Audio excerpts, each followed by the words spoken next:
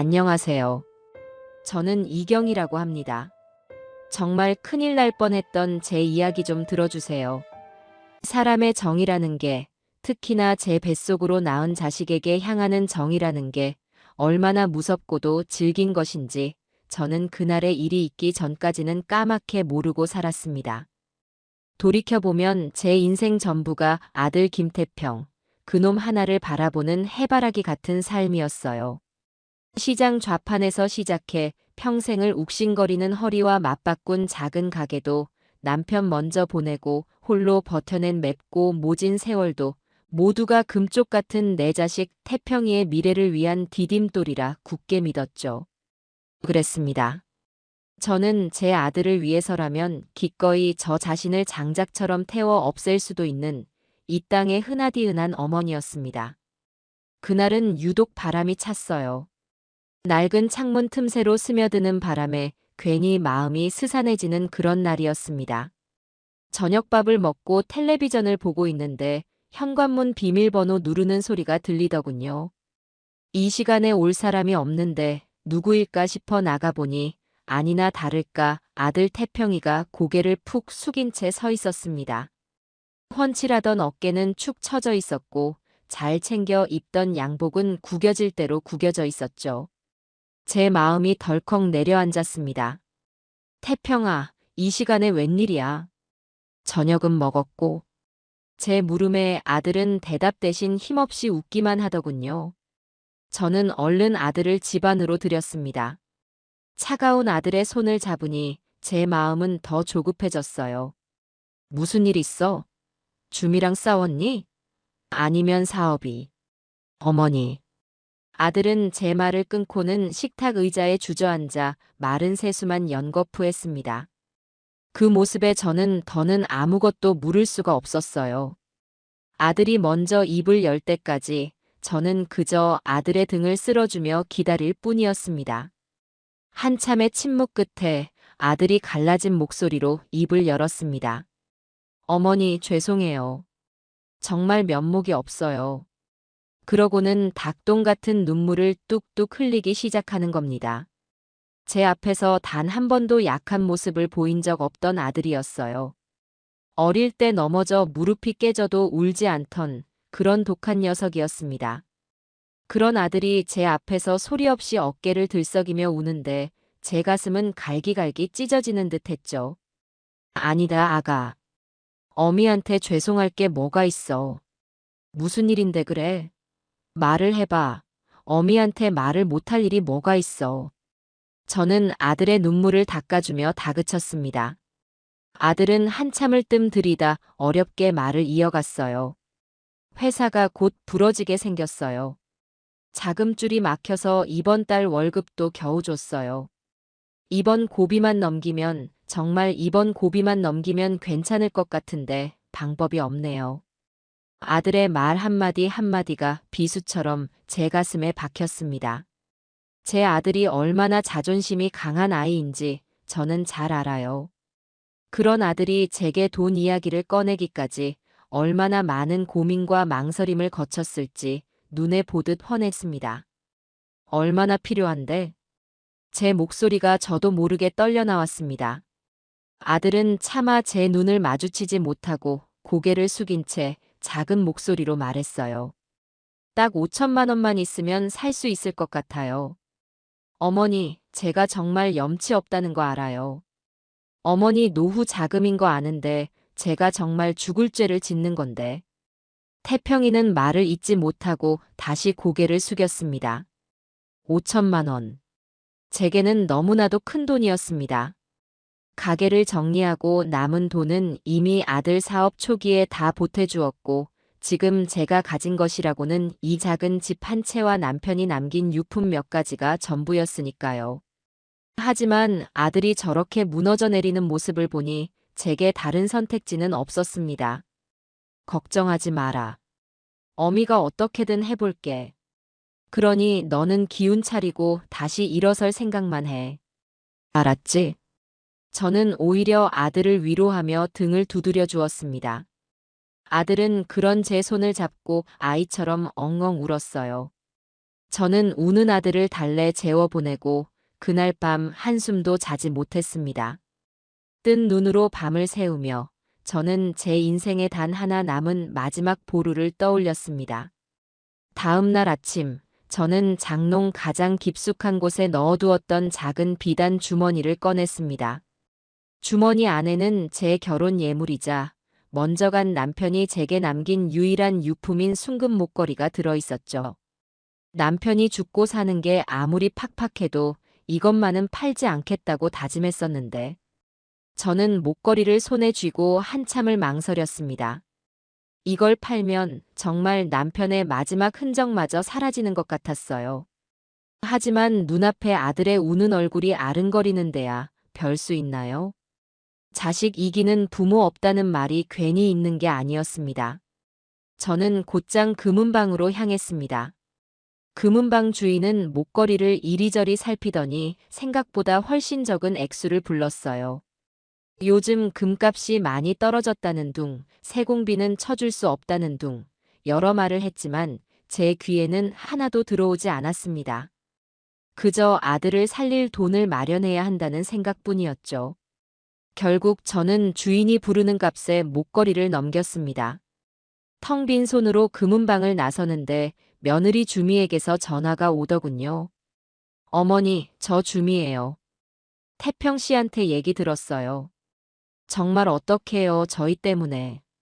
수화기 너머로 들려오는 며느리의 목소리는 걱정으로 가득 차 있었습니다. 저는 괜찮다고 너희만 잘 되면 나는 아무래도 좋다고 며느리를 안심시켰어요. 아니에요, 어머니. 저희가 정말 나쁜 놈들이에요. 어머니 마지막 남은 것까지 이렇게. 주민은 금세라도 울 것처럼 말끝을 흐렸습니다. 저는 그런 며느리가 안쓰러우면서도 한편으로는 대견했어요. 그래도 남편 걱정, 시어머니 걱정해주는 게 어디냐 싶었죠. 괜찮다니까 그러네. 그래서 돈은 언제쯤 필요하다고 하던. 아, 그게 빠르면 빠를수록 좋다고는 하더라고요. 오늘 오후까지는 꼭. 순간 말문이 막혔습니다. 방금 전까지 저를 걱정하던 목소리는 온데간데 없고 돈을 재촉하는 듯한 느낌을 받았기 때문이에요. 하지만 저는 이내 고개를 저었습니다. 내가 너무 예민하게 구는 것이라고, 아들 회사가 그만큼 급한 상황이니 저러는 것이라고 애써 제 자신을 다독였죠. 저는 곧장 은행으로 가 목걸이를 판 돈에 혹시 몰라 꿍쳐두었던 비상금까지 탈탈 털어 아들 통장으로 붙였습니다. 통장 잔고에 찍힌 0원이라는 숫자를 보니 가슴 한쪽이 아려왔지만 그래도 마음은 후련했어요. 이제 아들이 다시 일어설 수 있을 테니까요. 그날 이후 제 밥상 위에는 다시 묵은 김치와 멀건 된장국만 오르기 시작했습니다. 난방비가 아까워 두꺼운 내복을 껴입고 밤에는 불도 일찍 끄고 잠자리에 들었죠. 그래도 괜찮았습니다. 아들 내외에게 돈을 붙인 날 저녁 태평이에게서 전화가 왔거든요. 어머니, 정말 감사합니다. 어머니 덕분에 저희 회사 살았어요. 이 은혜 제가 평생 갚을게요. 나중에 돈 많이 벌어서 어머니 호강시켜드리고 세계 일주도 보내드릴게요. 아들의 목소리는 하늘을 날아갈 듯 밝았습니다. 그 목소리 하나에 제 모든 서름과 걱정이 눈 녹듯 사라지는 기분이었어요. 저는 그거면 됐다고, 너만 잘 살면 그게 바로 어미의 호강이라고 말해주었습니다. 전화를 끊고 나서도 저는 한참 동안이나 행복한 상상에 빠져 있었습니다. 아들이 성공해서 저를 좋은 곳에 모시고 다니는 상상, 손주들과 함께 웃음꽃을 피우는 상상. 그런 상상만으로도 배가 부르고 등이 따뜻해지는 것 같았어요. 저는 제 마지막 남은 모든 것을 바친 내리사랑이 곧 아름다운 결실을 볼 것이라 굳게, 아주 굳게 믿고 있었습니다. 그 끔찍한 진실을 마주하기 전까지는 말입니다. 아들에게 마지막 남은 비상금까지 붙여준 뒤로 한 달이라는 시간이 흘렀습니다. 그 한 달 동안 저는 하루에도 12번씩 천국과 지옥을 오갔어요. 아침에 눈을 뜨면 우리 아들이 이 돈으로 제기해서 곧 성공하겠지 하는 생각에 하늘이라도 날아갈 듯 기뻤습니다.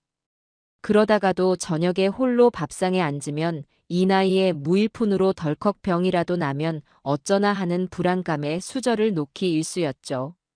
그래도 저는 아들의 성공을 믿었습니다. 아니, 믿어야만 했어요. 제 인생 전부를 건 마지막 모험이었으니까요. 그날은 아들의 생일이었습니다. 저는 이른 새벽부터 시장에 나가 가장 좋은 소고기와 싱싱한 해산물을 샀어요. 아들이 어릴 때부터 가장 좋아하던 갈비찜과 해물 잡채, 미역국을 끓이기 위해서였죠.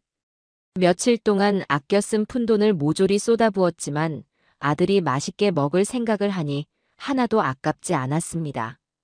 몇 시간을 꼬박 서서 음식을 하고 나니 허리가 끊어질 듯 아파왔지만 마음만은 풍족했어요.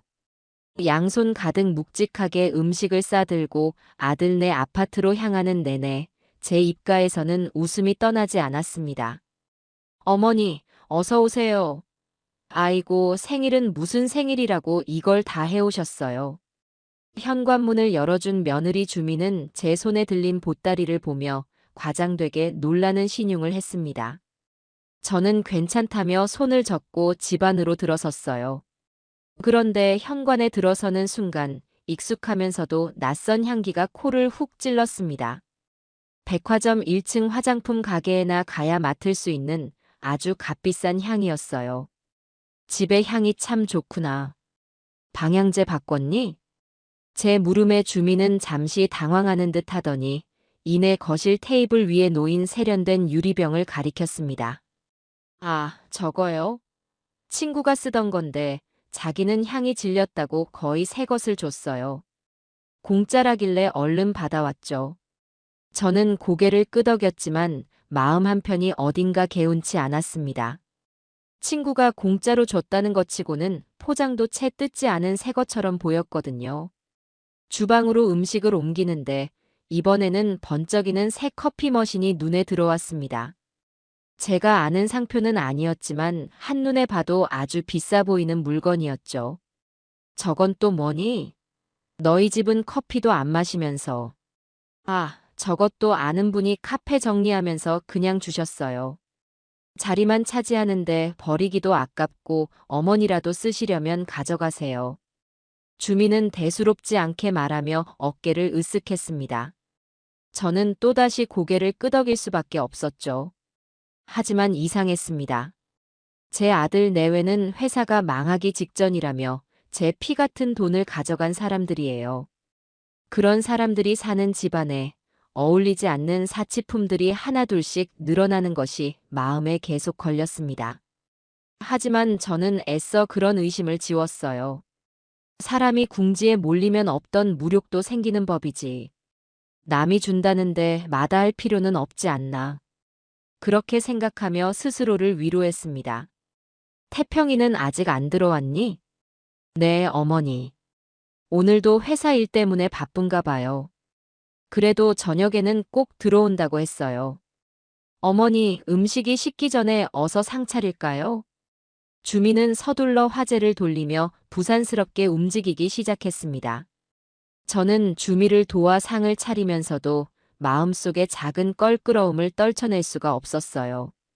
그렇게 음식을 거의 다 차렸을 때쯤 갑자기 아랫배에 신호가 왔습니다.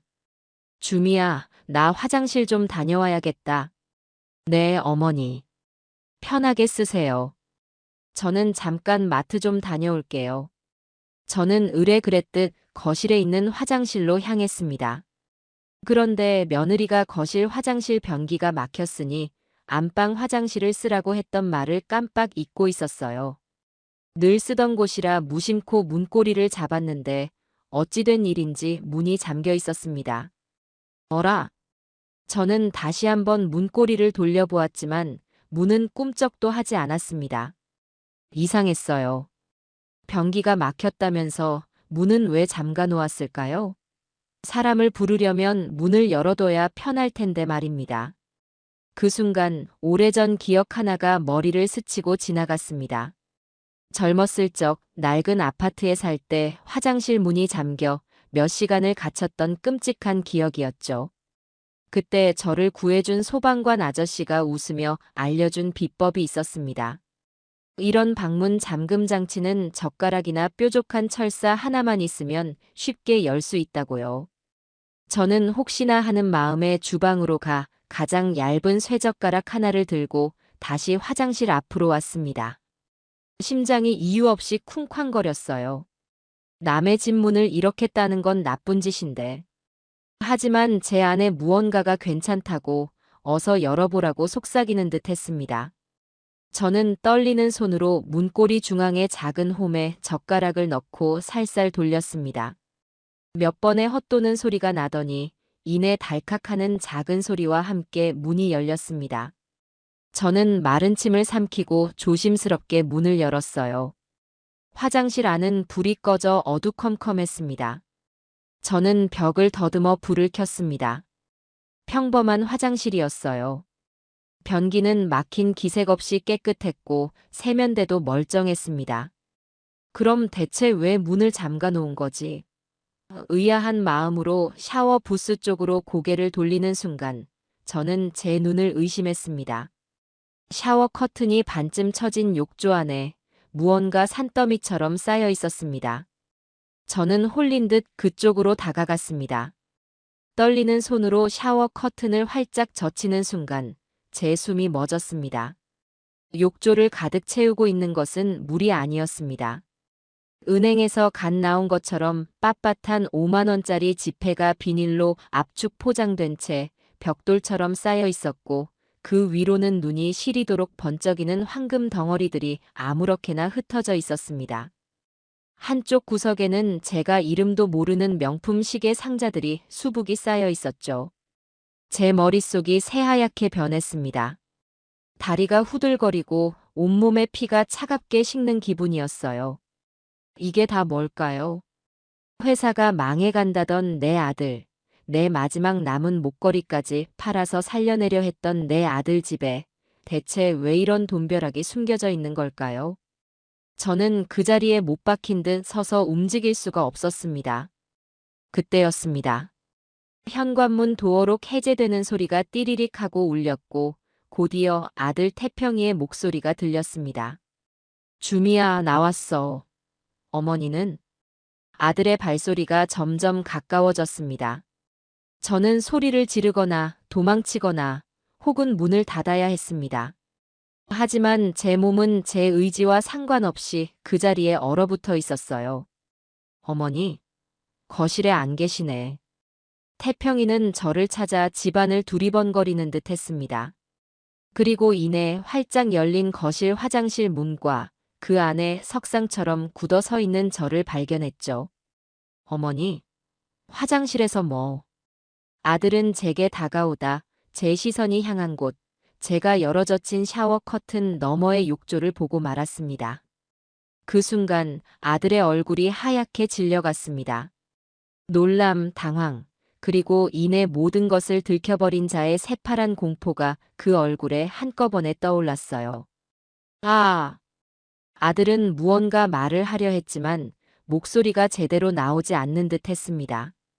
그리고 다음 순간 제 아들 김태평은 온 집안이 떠나가라 경악에 찬 비명을 질렀습니다. 그 비명은 저를 향한 것이 아니었어요. 자신의 탐욕이 송두리째 발각된 것에 대한 짐승의 것에 가까운 절규였습니다. 그리고 제 아들은 저를 향해 달려오기는커녕 마치 귀신이라도 본 사람처럼 사색이 되어 뒷걸음질 치기 시작했습니다. 아들의 끔찍한 비명이 거실을 가득 메웠습니다.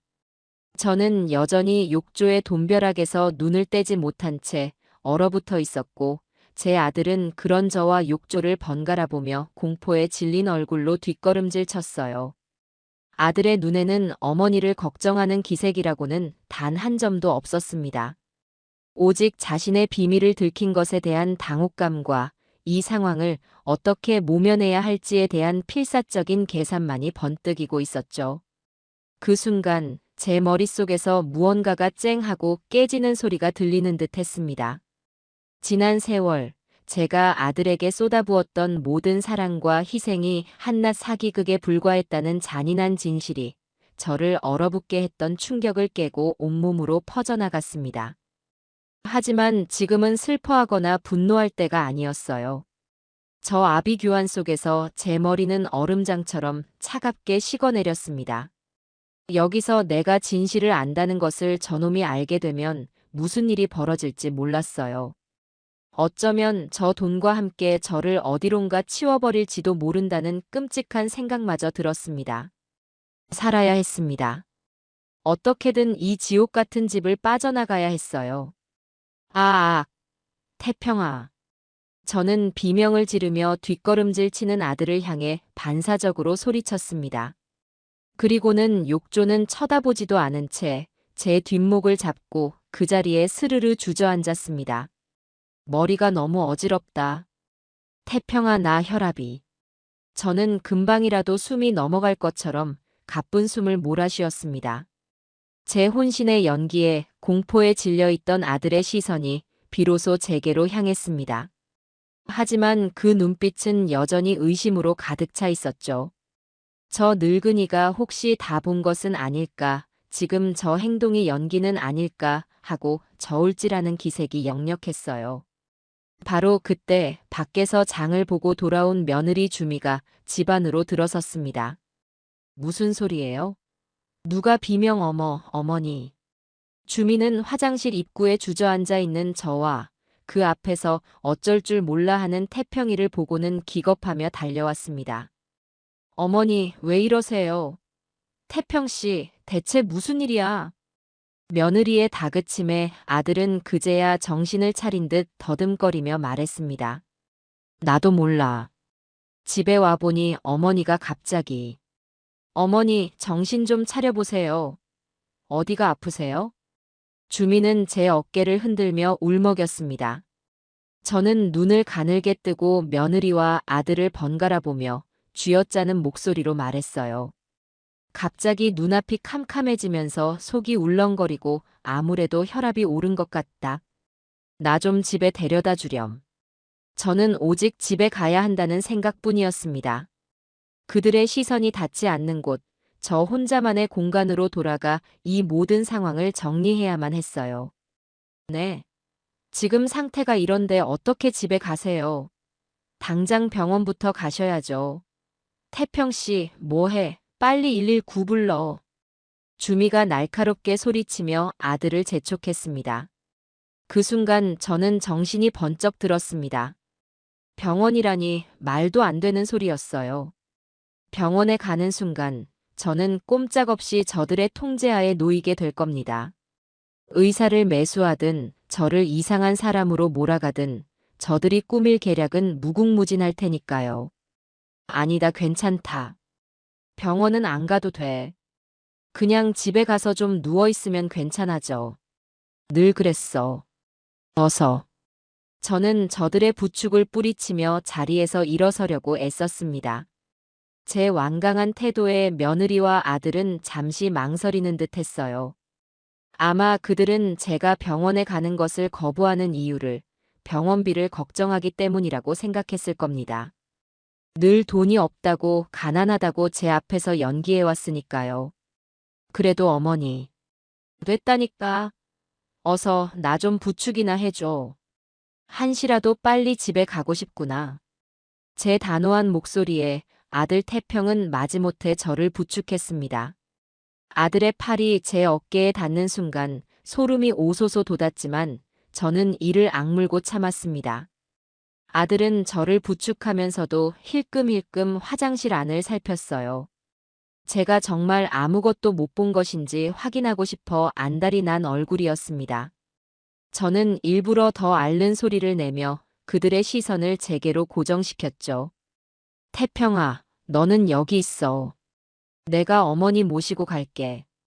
집을 나서려는 순간 주미가 아들을 막아섰습니다.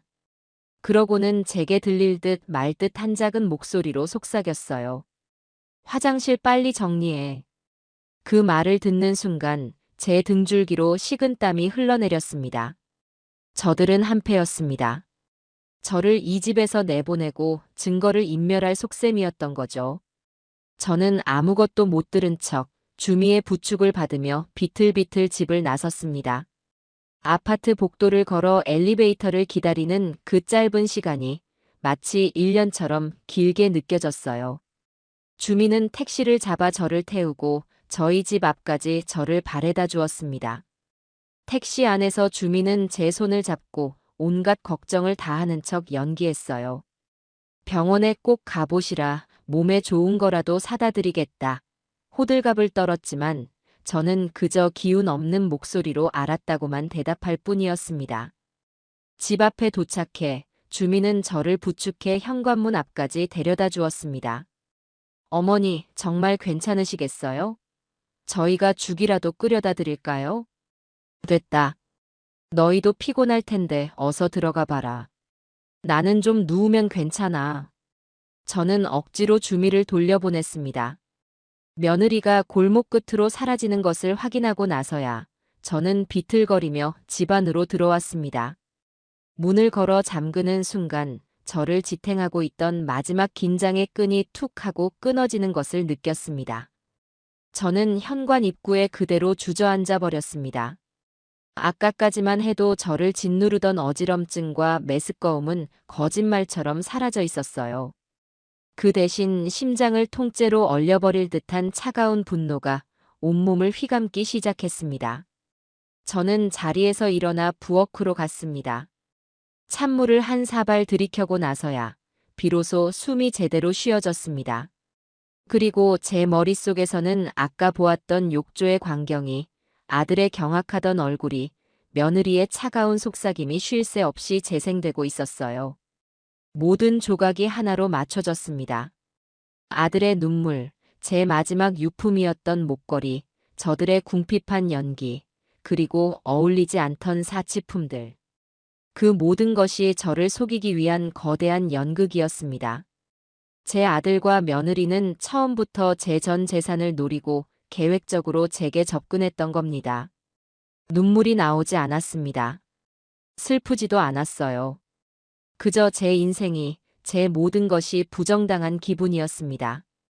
평생을 바쳐 키운 아들이 사실은 저를 숙주 삼아 피를 빨아먹는 거머리 같은 존재였다는 사실을 어떻게 받아들여야 할까요? 저는 한참을 식탁 의자에 앉아 멍하니 허공만 바라보았습니다. 배신감에 몸을 떨다가 억울함에 치를 떨다가 그러다 문득 이런 생각이 들었습니다. 여기서 내가 무너지면 저들의 뜻대로 되는 것이다. 저들은 제가 이 충격으로 쓰러져 알아눕거나 혹은 이성을 잃고 쫓아가 모든 것을 따져 묻기를 바랄 겁니다.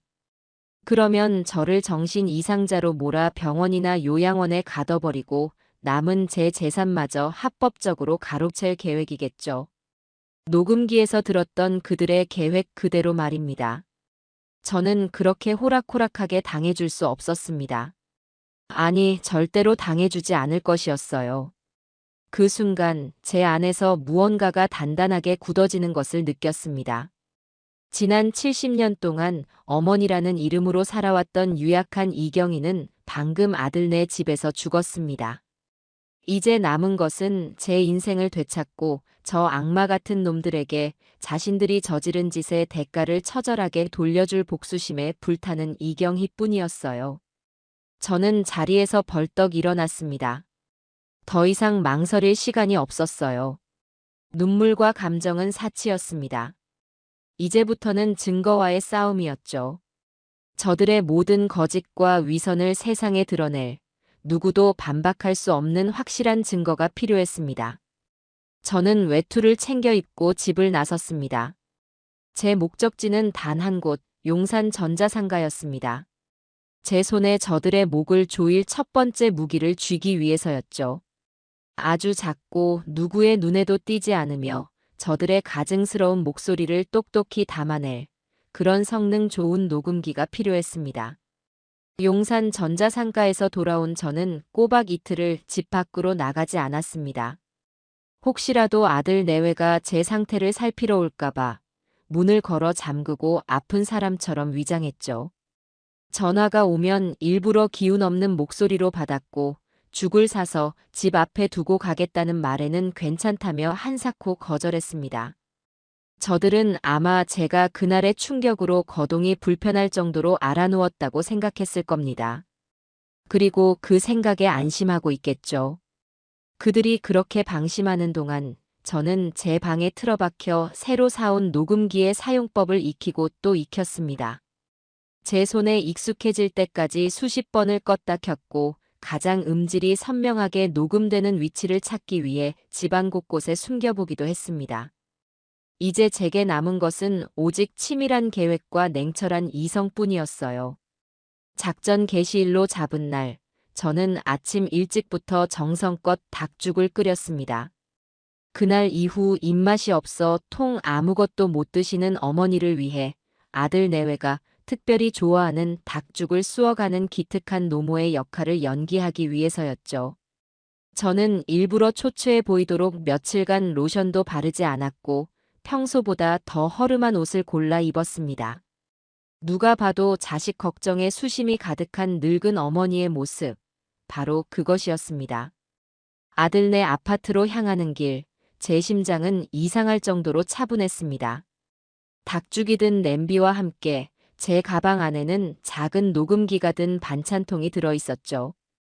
저는 엘리베이터 거울에 비친 제 모습을 보며 마지막으로 표정을 점검했습니다. 금방이라도 눈물을 쏟을 것처럼 슬프고 모든 것을 체념한 듯한 표정. 완벽했어요. 어머니, 이 몸으로 여긴 어쩐 일이세요? 현관문을 열어준 주민은 제 모습을 보고 기겁을 했습니다. 저는 힘없이 웃으며 손에 든 냄비를 들어보였어요. 너희라도 잘 먹어야지. 나는 입맛이 없어 통 넘어가질 않는데 너희 생각에 죽을 좀 쑤어왔다. 제 말에 주미의 얼굴에 잠시 안도하는 빛이 스쳤습니다. 제가 그날의 일을 전혀 기억하지 못하거나 혹은 기억하더라도 그저 노안으로 인한 헛것으로 치부하고 있다고 판단한 모양이었어요. 아이고 어머니. 저희 생각은 마시고 몸부터 챙기셔야죠. 들어오세요 얼른. 주민은 살갑게 저를 집 안으로 이끌었습니다. 태평이도 거실 소파에 앉아 있다가 저를 보고는 걱정스러운 표정으로 다가왔어요. 어머니, 괜찮으세요? 그날 정말 놀랐어요. 저는 아들의 얼굴을 마주하는 순간 속에서 울컥 치미는 무언가를 느꼈지만 애써 눌러 담고 희미하게 웃었습니다. 괜찮다. 늙으면 다 그런 거지. 그나저나 그날 내가 혹시 무슨 헛소리라도 하진 않았니? 정신이 하나도 없어서. 저는 일부러 아들의 눈을 똑바로 쳐다보며 물었습니다. 제 기억을 떠보려는 마지막 시험이었죠. 아들은 잠시 움찔했지만 이내 자연스럽게 표정을 바꾸며 제 손을 잡았습니다. 아니에요, 어머니. 그냥 어지럽다고만 하셨어요. 저희가 더 놀라서 허둥댔죠. 완벽한 거짓말이었습니다. 저는 속으로 코웃음을 치며 고개를 끄덕였어요. 이제 저들은 제 연기에 완전히 속아 넘어온 겁니다. 저는 주미를 따라 주방으로 가 닭죽을 그릇에 담아주었습니다. 그리고는 자연스럽게 거실로 와 소파에 앉았죠. 아들과 며느리는 식탁에 앉아 제가 끓인 닭죽을 떠먹기 시작했습니다. 바로 지금이 기회였어요. 아이고 목이야. 나 물 한 잔만 갖다 주겠니? 제가 헛기침을 하며 말하자 주미가 자리에서 일어났습니다. 저는 그 틈을 놓치지 않고 가방에서 녹음기가 든 반찬통을 꺼내 소파 밑 가장 깊숙하고 어두운 곳으로 쓱 밀어 넣었습니다. 심장이 미친 듯이 뛰었지만 제 손은 한치의 떨림도 없었어요. 그렇게 저는 1시간가량을 더 그 집에 머물렀습니다. 아들 내외와 시시콜콜한 이야기를 나누고 그들의 건강을 걱정하고 제 몸은 걱정 말라는 말을 반복했죠. 그들이 제 앞에서 얼마나 완벽한 위선자가 될 수 있는지 제 눈으로 똑똑히 확인하고 싶었기 때문입니다. 지옥 같은 1시간이 흐르고 저는 자리에서 일어섰습니다. 이제 그만 가봐야겠다. 너희도 일해야지. 벌써 가시게요? 좀 더 계시다 가시지. 아니다. 오래 앉아있으니 또 어지러운 것 같구나. 저는 다시 아픈 기색을 내비치며 현관으로 향했습니다. 아들 내외는 저를 문 앞까지 배웅해 주었어요. 저는 엘리베이터를 타고 아파트 1층에 내렸습니다. 그리고 곧장 아파트를 빠져나가지 않고 1층 로비 구석에 있는 의자에 앉아 시간을 확인했죠. 10분. 딱 10분만 기다렸다가 다시 올라갈 계획이었습니다. 10분이 흐르고 저는 다시 엘리베이터를 탔습니다. 아들네 집 현관문 앞에 서서 저는 크게 숨을 들이쉬고는 초인종을 눌렀습니다. 누구세요? 주미의 목소리가 들렸고 저는 다급한 목소리로 말했습니다. 나다 주미야. 아이고, 내가 정신이 없어서 휴대폰을 너희 집에 놓고 온 것 같구나. 잠시 후 문이 열리고 주미는 조금 귀찮다는 표정을 숨기지 못한 채 저를 맞았습니다. 저는 미안하다는 말을 연발하며 거실로 들어가 소파 주변을 뒤지는 척했어요. 그리고는 자연스럽게 소파 밑으로 손을 뻗어 아까 숨겨두었던 반찬 통로금기를 꺼내 들었습니다. 아이고, 여기 있었네. 미안하다, 왔다 갔다 하게 만들어서. 저는 녹음기를 다시 가방에 넣고 이번에야말로 정말 그 집을 빠져나왔습니다. 집으로 돌아오는 내내 제 심장은 기대와 분노로 주체할 수 없이 뛰고 있었어요. 집에 도착하자마자 저는 방문을 걸어 잠그고 가방에서 녹음기를 꺼냈습니다. 그리고는 떨리는 손으로 재생 버튼을 눌렀죠. 녹음기에서는 한동안 닭죽을 먹는 소리와 저와 아들 내외가 나누는 의미 없는 대화만 흘러나왔습니다. 제가 집을 나선 직후였어요. 아들과 며느리의 목소리가 들리기 시작했습니다. 아, 진짜 피곤하다. 저 노인네는 왜 자꾸 찾아오는 거야? 그러게 말이야. 그날 진짜 기절하는 줄 알았네. 다 본 줄 알고. 다행히 그냥 늙어서 그런 거였나 봐. 기억도 못하는 것 같던데. 그런 것 같긴 한데 그래도 불안해. 욕조에 있는 거 빨리 다른 데로 옮겨야 하는 거 아니야? 당신은 무슨 말을 그렇게 해? 지금 옮기면 더 수상하지. 한동안은 저렇게 아픈 척 하다가 잠잠해지면 그때 옮기면 돼. 그리고 어차피 저 노인네 곧 요양원으로 보낼 거잖아. 요양원? 얘기 끝난 거야? 그럼. 내가 알아보니까 치매 초기 증상으로 진단서 끊으면 재산 관리 권한도 우리가 가져올 수 있대. 마침 그날 저렇게 쓰러져 줬으니 의사한테 말만 잘하면 되겠어. 아주 그냥 자기가 무덤을 파요. 그래도 어머니인데. 당신 아직 정신 못 차렸어? 당신 어머니는 지금 돈 나오는 마른 우물일 뿐이야. 우물에 물이 다 마르면 필요 없는 거라고. 당신이 지금껏 받아온 돈, 그리고 앞으로 우리가 누릴 인생을 생각해. 멍청하게 굴지 마. 돈 나오는 마른 우물. 며느리의 그 한마디에 저는 이어폰을 귀에서 내던졌습니다. 온몸에 피가 거꾸로 솟는 기분이었어요. 저를 요양원에 보낼 계획을 세우고 제 재산을 가로챌 궁리를 하고 심지어 저를 치매 환자로 만들 생각까지 하고 있었습니다. 저는 그 자리에 한참을 앉아 있었습니다. 분노는 이미 그 임계점을 넘어섰고 남은 것은 오직 차가운 결심뿐이었어요. 저는 더 이상 혼자서 싸울 수 없다는 것을 깨달았습니다. 법을 알고 저를 진심으로 도와줄 사람이 필요했어요. 제 머릿속에 단 한 사람의 얼굴이 떠올랐습니다. 어릴 때부터 제 아들 태평이보다 더 저를 따랐던 지금은 법무사 사무실에서 일하고 있는 동네 청년 민석이었습니다. 저는 민석이와 통화를 했고 수화기를 내려놓은 제 손이 미세하게 떨리고 있었습니다. 민석이의 확신에 찬 마지막 한마디가 귓가에 쟁쟁하게 울리는 듯 했죠. 저놈들 사람 잘못 건드렸어요. 그래, 저놈들은 사람을 잘못 건드려도 한참 잘못 건드렸습니다. 자식이라는 이름 아래 평생을 헌신해온 어미의 가슴에 칼을 꽂았고 그 어미가 이제는 복수의 화신이 되어 돌아올 것이라는 사실은 꿈에도 모르고 있겠죠. 저는 떨리는 손을 다른 손으로 감싸 쥐었습니다. 두려움 때문이 아니었어요. 제 안에서 들끓기 시작한 뜨거운 무언가 때문이었습니다. 약속한 날 저는 민석이를 만나기 위해 집을 나섰습니다. 저희가 만나기로 한 장소는 시내의 번화한 카페가 아닌 동네 어귀에 있는 낡고 조용한 찻집이었어요. 민석이 할머니, 그러니까 제게는 눈에 넣어도 아프지 않을 소중한 제 친구가 살아생전 가장 좋아하던 곳이었죠. 찻집에 들어서자 은은한 대추차 향기가 저를 먼저 반겼습니다. 창가 자리에 먼저 와 앉아있던 민석이가 저를 발견하고는 자리에서 벌떡 일어나 손을 흔들었습니다. 할머니, 여기요. 오래 기다렸니? 내가 늙은이라 걸음이 느려서. 아니에요, 할머니. 저도 방금 왔어요. 추우셨죠? 일단 앉으세요.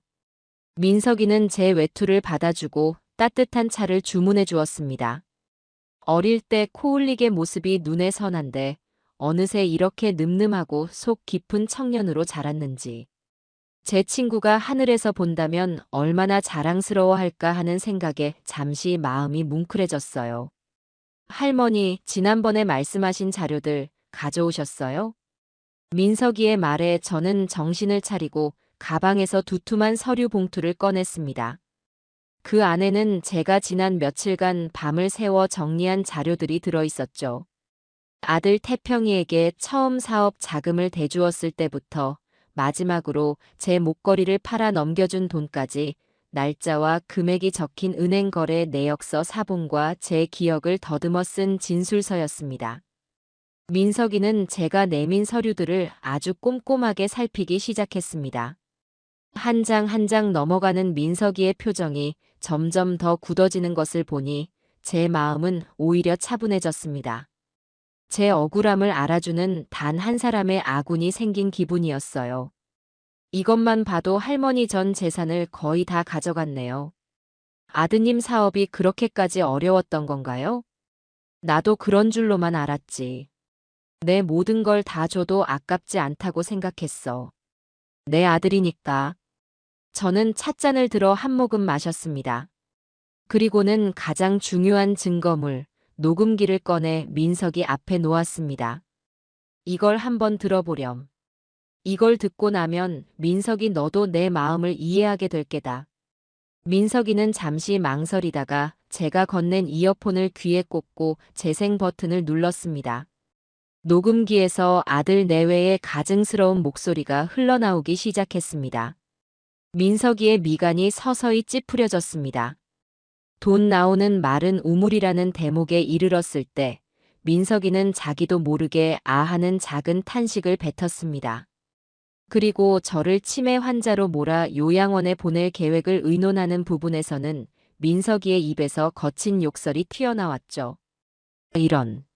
녹음이 모두 끝나고 민석이는 한참 동안이나 아무 말 없이 이어폰을 빼 손에 쥐고 있었습니다.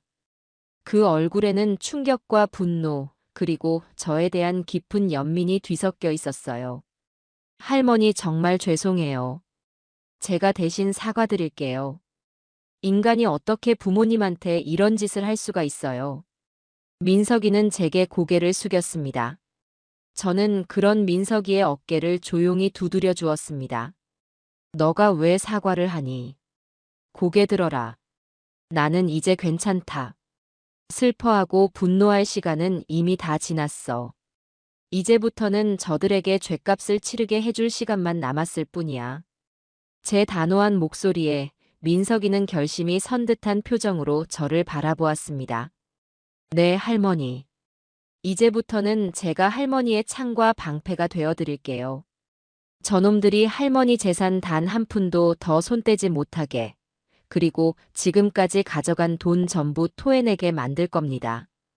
법이 왜 존재하는지, 피눈물이 얼마나 무서운 건지 제가 똑똑히 가르쳐 줄게요. 그날 이후 저와 민석이의 비밀스러운 작전이 시작되었습니다. 민석이는 우선 제 남은 재산을 보호하는 것부터 시작해야 한다고 했어요. 아직 제 명의로 남아있는 이 작은 집과 예전에 가게를 했던 상가 건물이 저들의 다음 목표가 될 것이 분명했기 때문입니다. 할머니, 일단 이 집이랑 상가는 빨리 처분해서 현금으로 바꿔야 해요. 그리고 그 돈은 아드님이 절대 찾을 수 없는 안전한 곳으로 옮겨야 합니다.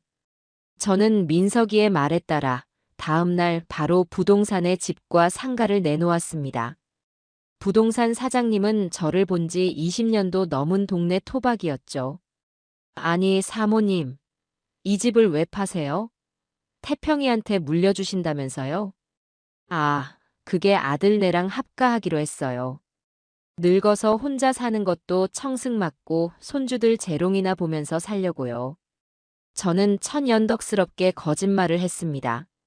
제 속이 시커멓게 타들어가는 것을 부동산 사장님은 꿈에도 몰랐을 겁니다. 다행히 집과 상가는 시세보다 조금 싸게 내놓은 덕분에 금방 새 주인을 찾을 수 있었어요. 저는 제 인생의 역사가 고스란히 담긴 공간들을 정리하며 수십 번씩 울컥하는 마음을 다잡아야 했습니다. 하지만 이건 끝이 아니라 새로운 시작을 위한 준비 과정이라고 저는 스스로를 계속해서 다독였습니다. 집과 상가를 처분한 목돈이 통장에 들어온 날, 저는 민석이와 함께 은행으로 향했습니다. 민석이는 저를 제1금융권의 가장 큰 지점으로 데려가 PB 고객만 이용할 수 있는 상담실로 안내했어요. 할머니의 모든 자금은 이쪽으로 옮길 겁니다. 여기는 보안도 철저하고 아드님이 할머니 명의라고 해도 함부로 거래 내역을 조회할 수도 없어요. 저는 민석이의 도움을 받아 새로운 계좌를 만들고 모든 돈을 그곳으로 옮겼습니다. 그리고는 민석이의 조언에 따라 혹시 모를 사태에 대비해 유언장과 비슷한 효력을 가지는 유언 대용 신탁이라는 것에도 가입했죠. 제가 혹시라도 잘못될 경우 제 모든 재산이 아들 내외가 아닌 사회에 환원되도록 하는 장치였습니다. 제 재산을 지키기 위한 모든 법적, 제도적 장치를 완벽하게 끝마치고 나니 비로소 마음이 조금 놓이는 듯 했어요. 이제 제 재산을 지킬 방패는 완성되었습니다. 다음은 저들을 심판대에 올릴 창을 만들 차례였죠. 할머니, 이제 마지막 미끼를 던질 시간이에요. 민석이가 비장한 표정으로 말했습니다. 마지막 미끼. 그것은 바로 제 마지막 남은 재산이라고 그들이 믿고 있는 집을 이용하는 것이었습니다. 제가 아드님께 전화를 걸어서 사기를 당해 길거리에 나앉게 생겼다고 울면서 매달리는 연기를 할 겁니다. 그럼 저들은 제 마지막 재산인 이 집을 담보로 대출을 받게 하거나 혹은 집을 팔아서 돈을 달라고 하겠죠. 그 과정에서 저들의 탐욕을 확실하게 증거로 남기는 겁니다. 좋은 계획이네요. 하지만 할머니 괜찮으시겠어요? 또 한 번 상처받으실 텐데. 괜찮다. 이젠 아무렇지도 않아. 내 아들 태평이는 이미 내 마음속에서 죽었으니까. 저는 민석이와 함께 통화 대본까지 만들며 치밀하게 연기를 준비했습니다. 그리고 며칠 뒤 저는 떨리는 손으로 아들 태평이에게 전화를 걸었습니다. 신호음이 몇 번 울리고 아들의 목소리가 들렸습니다. 어머니, 웬일이세요? 태평아, 흐흑 태평아, 나 어떡하면 좋니? 저는 대본대로 다짜고짜 울음부터 터뜨렸습니다. 제 울음소리에 아들은 당황한 듯 했죠. 어머니, 왜 우세요? 무슨 일 있어요? 내가 사기를 당했다. 평생 모은 돈, 집 한 돈까지 전부 날렸어. 나 이제 길거리에 나앉게 생겼다, 태평아. 저는 일부러 더 서럽게, 더 처절하게 울부짖었습니다. 수화기 너머로 잠시 침묵이 흘렀어요. 아들이 제 말을 믿어야 할지, 아니면 의심해야 할지 머리를 굴리는 소리가 여기까지 들리는 듯 했습니다. 잠시 후 아들의 목소리가 들려왔습니다. 그 목소리는 걱정과 안타까움으로 가득 차 있었죠. 물론 그것이 완벽한 연기라는 것을 저는 이미 알고 있었습니다. 네, 그게 무슨 말씀이세요? 누구한테 사기를 당해요? 어머니, 일단 진정하시고 똑바로 말씀해 보세요. 저는 아들에게 알고 지내던 사람이 좋은 투자처가 있다며 접근해 제 집과 상가를 판 돈 전부를 투자했는데 알고 보니 사기였다는 거짓말을 늘어놓았습니다. 제 이야기가 계속될수록 수화기 너머의 아들은 안타까운 탄식을 연발했어요. 아이고, 어머니. 그걸 왜 저랑 상의도 없이. 그래서 그 사람은 잡았어요? 아니, 연락이 안 돼. 경찰에 신고는 했는데 찾을 수 있을지 모르겠다. 태평아, 나 이제 어떡하니. 당장 살 집도 없는데. 저는 마지막으로 쐐기를 박았습니다. 제 말에 아들은 깊은 한숨을 내쉬더군요. 그러고는 아주 인자하고 듬직한 아들의 목소리로 저를 위로하기 시작했습니다. 어머니, 일단 너무 걱정하지 마세요. 어떻게든 방법이 있겠죠. 제가 있잖아요. 주미랑 상의해서 어떻게든 방법을 찾아볼게요. 일단은 저희 집으로 들어오세요. 네. 제가 내일 바로 모시러 갈게요. 전화를 끊는 순간 제 얼굴에서 눈물이 거짓말처럼 싹 사라졌습니다. 그 자리에는 차가운 미소만이 남아 있었죠. 제 미끼를 저 탐욕스러운 물고기들이 아주 제대로 물어버린 겁니다. 이제 저들은 제 마지막 남은 재산이 한 푼도 없다고 확신하게 되었을 겁니다. 그리고 동시에 욕조에 숨겨둔 그들의 검은 돈을 이제는 마음 놓고 써도 된다고 생각하게 되겠죠. 저는 수화기를 내려놓고 창밖을 보았습니다. 모든 것이 제 계획대로 완벽하게 흘러가고 있었습니다. 아들과의 통화가 끝나고 며칠 동안 저는 일부러 칩거에 들어갔습니다. 아들 내외에게는 사기를 당한 충격으로 몸져 누웠다고 둘러댔죠. 아마 그들은 제 말을 곧이곧대로 믿으며 이제 제게서 더는 뜯어낼 것이 없다고 판단하고 있을 겁니다. 그리고 그 판단은 그들이 숨겨둔 돈을 수면 위로 꺼내놓는 계기가 될 것이 분명했어요. 할머니 예상대로 움직이기 시작했습니다. 민석이에게서 전화가 온 것은 그로부터 사흘 뒤였습니다. 민석이는 제 허락을 받아 아들 내외의 동태를 파악하기 위해 전문 인력을 고용해 둔 상태였습니다. 믿을 만한 흥신소 직원을 통해 그들의 움직임을 낱낱이 감시하고 있었죠. 지금 아드님 부부가 대형마트에서 물품 보관용 박스를 대량으로 구매해서 집으로 들어갔다고 합니다. 아마 오늘이나 내일 중으로 돈을 옮길 생각인 것 같아요. 그렇구나. 모든 과정을 빠짐없이 사진으로 남겨달라고 전해주렴. 그 돈이 누구의 돈이었는지 세상에 증명해줄 가장 확실한 증거가 될 테니까. 저는 차분하게 말했지만 심장은 세차게 뛰고 있었습니다. 드디어 저들이 움직이기 시작한 겁니다. 저는 민석이에게서 실시간으로 상황을 보고받으며 초조하게 시간을 보냈습니다. 그리고 다음 날 오후 민석이에게서 다시 연락이 왔습니다. 성공입니다, 할머니. 방금 아드님 부부가 박스 수십 개를 차에 싣고 경기도 외곽에 있는 한 창고로 들어가는 모습을 전부 촬영했습니다. 박스를 나르는 모습, 창고 안에 쌓아두는 모습까지 아주 선명하게요. 그 말을 듣는 순간 저는 저도 모르게 주먹을 꽉 쥐었습니다. 이제 결정적인 증거는 모두 제 손안에 들어온 셈이었습니다. 욕조에 있던 돈다발의 출처를 저들은 결코 변명할 수 없게 된 거죠. 며칠 뒤 민석이가 작은 USB 하나를 들고 저희 집으로 찾아왔습니다. 그 안에는 흥신소 직원이 찍은 수백 장의 사진이 담겨 있었죠. 저는 민석이와 함께 노트북으로 사진을 확인했습니다. 사진 속의 아들 내외는 제 앞에서는 단 한 번도 보여준 적 없는 환한 웃음을 짓고 있었습니다. 돈 상자를 마치 보물처럼 소중하게 끌어안고 자신들의 탐욕이 이룬 결과물에 한껏 취해 있는 모습이었어요. 저는 그 사진들을 보며 제 안에 남아있던 마지막 한 조각의 미련마저 깨끗하게 불태워 버렸습니다.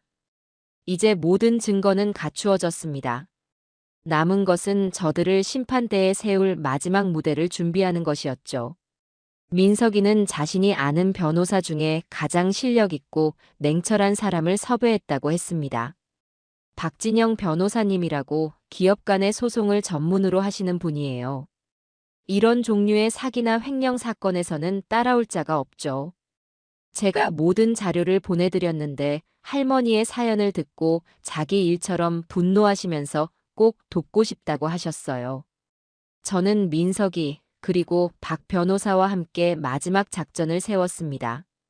저희가 선택한 마지막 무대는 바로 은행의 VIP 상담실이었습니다. 가장 신뢰와 권위의 상징인 은행이라는 공간에서 저들의 모든 위선을 발가벗기고 법적인 책임을 확실하게 묻기 위해서였죠. 작전 실행 전날 밤, 저는 잠을 이룰 수가 없었습니다. 지난 몇 달간의 일들이 주마등처럼 스쳐 지나갔어요.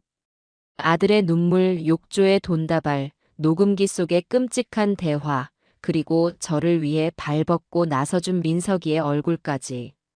길고 긴 터널의 끝이 드디어 보이는 듯 했습니다. 다음 날 아침, 저는 평소와 달리 정성껏 몸단장을 했습니다. 장롱 안에 넣어두었던 옷 중에 가장 값비싸고 고상한 옷을 꺼내 입고 희끗희끗한 머리도 미용실에 가서 단정하게 손질했죠. 초라하고 병든 늙은 어미의 모습이 아닌 자신의 권리를 되찾기 위해 당당히 나서는 한 사람의 인간으로서 그들을 마주하고 싶었기 때문입니다. 약속 장소인 은행에 도착하니 민석이와 박 변호사가 먼저 와 저를 기다리고 있었습니다. 박 변호사는 40대 초반의 다부진 인상을 가진 여성이었어요. 그녀는 저를 보자마자 따뜻한 미소와 함께 제 손을 굳게 잡아주었습니다. 어머님, 걱정하지 마십시오. 오늘 저희가 다 끝내겠습니다. 그 한마디에 저는 천군만마를 얻은 듯 마음이 든든해졌습니다. 저희 셋은 은행 직원의 안내를 받아 가장 안쪽에 있는 크고 고급스러운 VIP 상담실로 들어갔습니다. 두꺼운 유리병 너머로 은행의 분주한 풍경이 보였지만 상담실 안은 소음 하나 없이 고요했죠. 잠시 후 상담실 문이 열리고 아들 태평이와 며느리 주미가 모습을 드러냈습니다.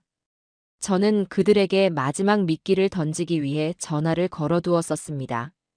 사기당한 돈을 되찾을 방법이 없어 마지막 남은 희망인 제 명의의 작은 연금 보험이라도 해약하려 하니 혹시 모를 상황에 대비해 자식인 너희의 동의서가 필요하다는 거짓말이었죠. 그들은 아마 얼마 되지도 않을 푼돈이라 생각하면서도 마지막 한 방울까지 짜내기 위해 기꺼이 이곳으로 왔을 겁니다. 어머니 와 계셨네요. 이분들은 누구? 아들 내외는 상담실 안에 앉아있는 민석이와 박 변호사를 보고는 당황한 표정을 지었습니다. 그들의 얼굴에는 이게 어떻게 된 상황이지? 하는 의문과 경계심이 역력했어요. 앉거라. 너희에게 소개해줄 사람들이 있다. 저는 제 맞은편 의자를 턱으로 가리키며 차갑게 말했습니다. 제 평소와 다른 단호한 태도에 아들 내외는 마지못해 자리에 앉았습니다. 인사하렴. 이쪽은 오늘부터 내 모든 재산과 법률 문제를 관리해줄 박진영 변호사님, 그리고 이쪽은 너도 잘 아는 민석이다. 앞으로는 내 대리인이 되어줄 사람이니 나에게 할 말이 있으면 이 사람들을 통하도록 해라. 제 말에 아들과 며느리의 얼굴이 하얗게 굳어지는 것이 보였습니다. 상황이 자신들의 예상과 전혀 다르게 흘러가고 있다는 것을 그제야 깨닫기 시작한 모양이었죠. 어머니, 그게 무슨 말씀이세요? 재산 관리라니요? 사기당해서 재산도 없으시다면서요. 며느리 주미가 애써 웃으며 물었습니다. 하지만 그 웃음은 미세하게 떨리고 있었어요. 저는 더 이상 그들과 말을 섞고 싶지 않았습니다. 저는 박 변호사에게 눈짓을 보냈습니다. 제 신호를 받은 박 변호사는 미리 준비해온 서류철을 꺼내 테이블 위에 올려놓았습니다. 이제 길고 길었던 연극의 막을 내리고 본격적인 심판을 시작할 시간이었습니다. 김태평 씨, 오주미 씨. 지금부터 두 분이 이경희 여사님께 저지른 모든 일에 대해 사실관계를 확인하는 절차를 시작하겠습니다. 박 변호사의 차갑고 날카로운 목소리가 고요한 상담실 안을 가득 메웠습니다. 아들 내외는 자신들이 완벽하게 짜인 덫의 한가운데로 걸어 들어왔다는 사실을 그제야 깨닫고 있었습니다. 창밖의 세상은 평화로웠지만 두꺼운 유리벽 안의 이 작은 방은 이제 곧 폭풍이 몰아칠 전쟁터가 될 것이었습니다. 박진영 변호사의 선포와 함께 은행 VIP 상담실의 공기는 얼음장처럼 차갑게 얼어붙었습니다. 아들 태평이와 며느리 주미는 자신들이 무엇을 잘못했냐는 듯 어이없고 황당하다는 표정을 애써 지어 보였어요. 하지만 그들의 눈동자는 불안하게 흔들리고 있었죠. 박 변호사는 그들의 연기 따위에는 아랑곳하지 않고 서류철의 첫 장을 넘겼습니다. 먼저 금전 거래 내역부터 확인하겠습니다. 김태평 씨는 2018년 3월 사업 초기 자금 명목으로 이경희 여사님께 현금 2억 원을 받으셨습니다. 맞습니까? 네. 네, 그건 어머니께서 도와주신 2020년 9월 사업 확장 자금으로 상가 보증금 1억 5천만 원을 추가로 받으셨고요. 그리고 올해 7월 회사가 어렵다는 이유로 이경희 여사님께서 마지막 남은 유품까지 처분하여 만든 5천만 원을 송금받으셨습니다. 저희가 확인한 공식적인 액수만 총 4억 원입니다. 이 사실에 대해 인정하십니까? 박 변호사가 내민 은행 거래 내역서 앞에서 태평이는 아무 말도 하지 못하고 입술만 달싹였습니다. 옆에 앉은 주미의 표정은 더욱 굳어졌죠. 물론 부모 자식 간에 도움을 줄 수는 있습니다. 하지만 문제는 두 분이 이경희 여사님을 기망하여 돈을 편취했다는 점입니다. 기망이라니요. 변호사님, 말씀이 너무 심하시네요. 저희가 언제 어머니를 속였다고 그러세요? 주미가 참지 못하고 날카롭게 소리쳤습니다.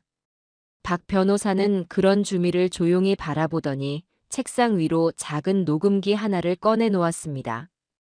제가 그들의 집에 숨겨두었던 바로 그 녹음기였죠. 녹음기를 보는 순간 아들 내외의 얼굴이 새하얗게 질려갔습니다.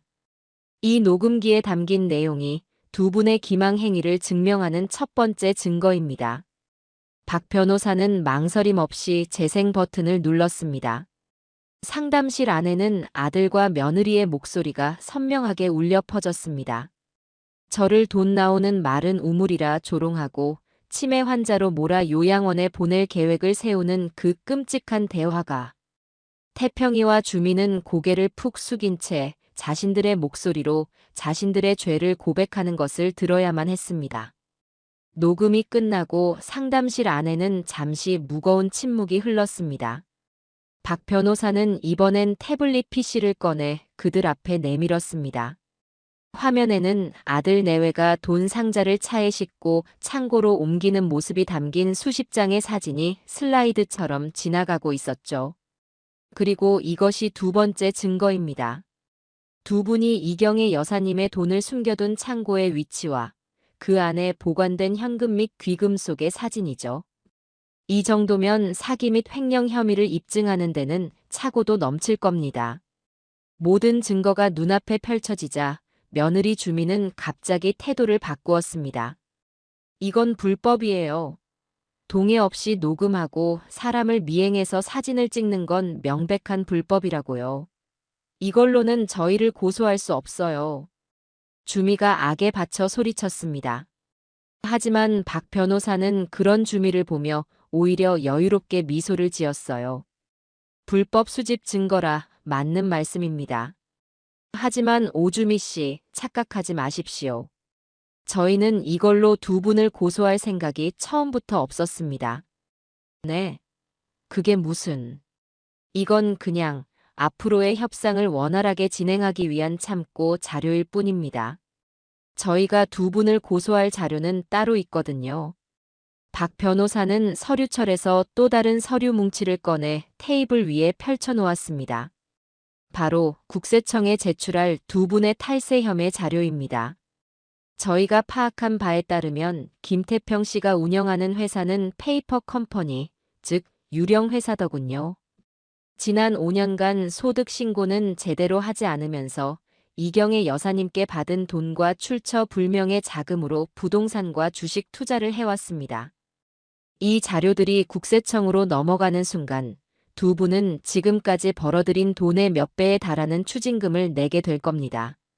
물론 조세 포탈 혐의로 형사처벌도 받게 되겠죠.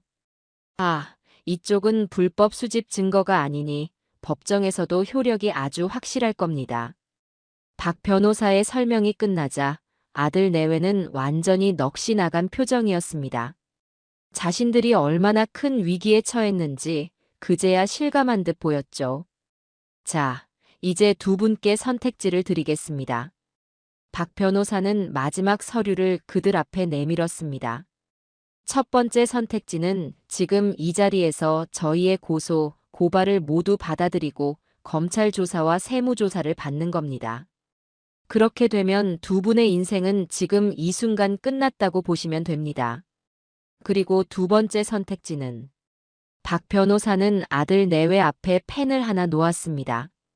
이 합의서에 서명하는 겁니다. 합의서의 내용은 간단합니다. 첫째, 그동안 이경희 여사님께 편취한 재산 4억 원에 정신적 피해 보상금 2억 원을 더해 총 6억 원을 24시간 안에 이경희 여사님의 새 계좌로 입금한다. 둘째, 앞으로 이경희 여사님의 모든 재산에 대한 상속권을 포기한다는 각서에 서명한다.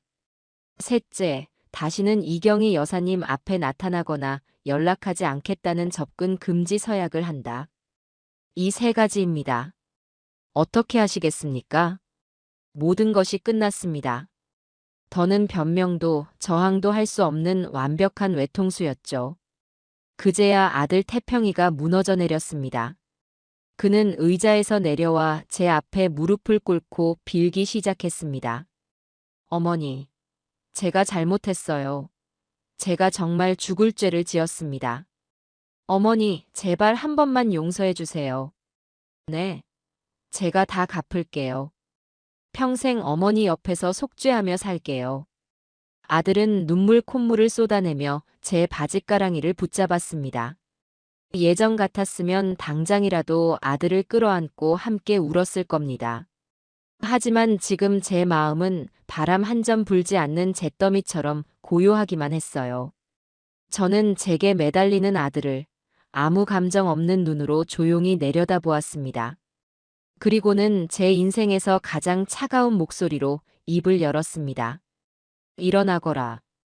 제 목소리에 아들은 움찔하며 저를 올려다보았습니다. 내가 낳은 아들 김태평은 오래전에 죽었다. 너는 내 아들이 아니야. 그저 내 돈을 노리고 접근한 사기꾼일 뿐이지. 그러니 나에게 어머니라고 부르지도 용서를 구하지도 마라. 너 같은 놈에게 베풀 용서는 내게 남아있지 않으니까.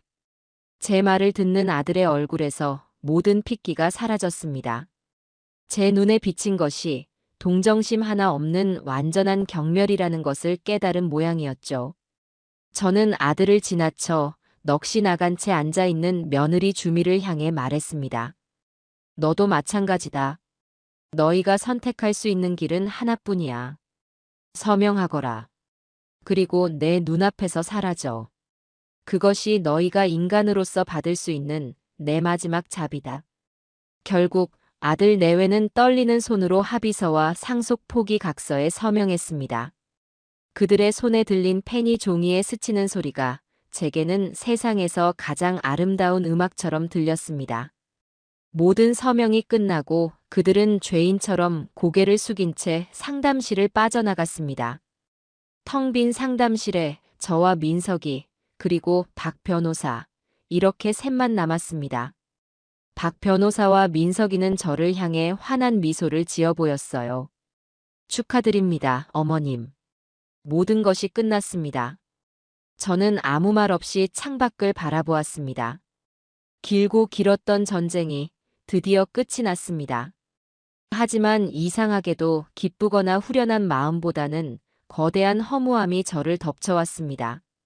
제 손으로 제 아들을 잘라낸 고통은 아마 평생 제 안에 상처로 남아있겠죠.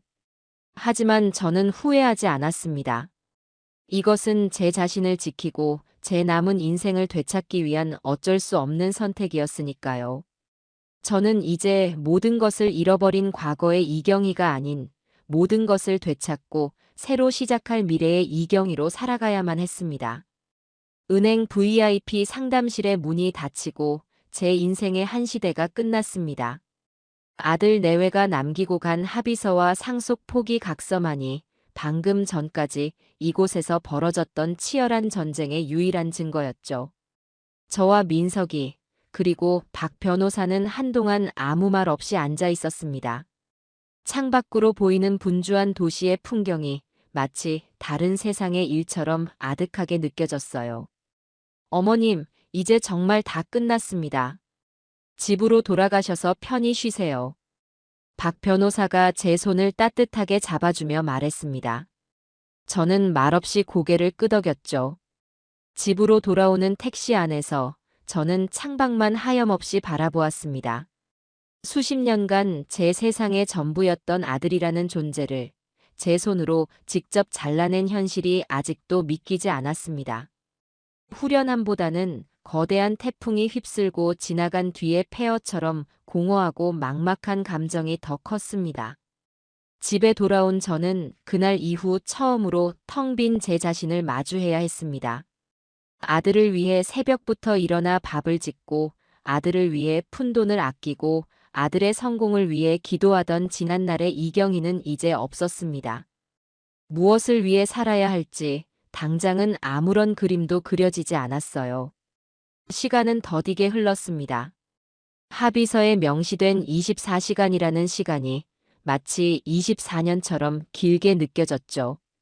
저는 뜬 눈으로 밤을 새웠습니다. 혹시라도 저들이 마지막 발악으로 도망치거나 혹은 제게 해코지를 하러 찾아오지는 않을까 하는 불안감에 현관문 잠금 장치를 몇 번이나 확인해야 했습니다. 다음 날 오후 약속된 시간이 거의 다 되었을 무렵이었습니다. 제 휴대폰이 짧게 울렸습니다. 모르는 번호로 온 문자 메시지였죠. KB은행 이경희 고객님 계좌에 6억 원이 입금되었습니다. 저는 그 짧은 문장을 몇 번이고 되읽었습니다. 0이 6개가 아닌 8개가 찍힌 그 숫자가 제 눈앞에서 아른거렸어요. 제 평생을 바쳐 모으고 아들에게 빼앗겼다가 다시 되찾은 돈이었습니다. 하지만 그 숫자를 보고도 제 마음은 조금도 기쁘지 않았습니다. 그저 무겁고 무거운 짐 하나를 내려놓은 듯한 안도감만이 저를 감쌌습니다. 저는 곧바로 민석이와 박 변호사에게 전화를 걸어 고맙다는 인사를 전했습니다. 그들은 자기 일처럼 기뻐하며 이제 정말 모든 것이 끝났으니 마음 편히 발 뻗고 주무시라고 저를 위로해 주었죠. 전화를 끊고 저는 소파에 깊숙이 몸을 묻었습니다. 긴장이 풀리자 온몸에 쌓여있던 피로가 한꺼번에 몰려오는 듯 했습니다. 깜빡 잠이 들었던 걸까요? 시끄럽게 울리는 전화벨 소리에 저는 화들짝 놀라 잠에서 깼습니다. 발신인은 며느리라고 저장된 이제는 세상에서 가장 끔찍한 이름이었습니다. 받을까 말까 망설이다가 저는 조용히 통화 버튼을 눌렀습니다.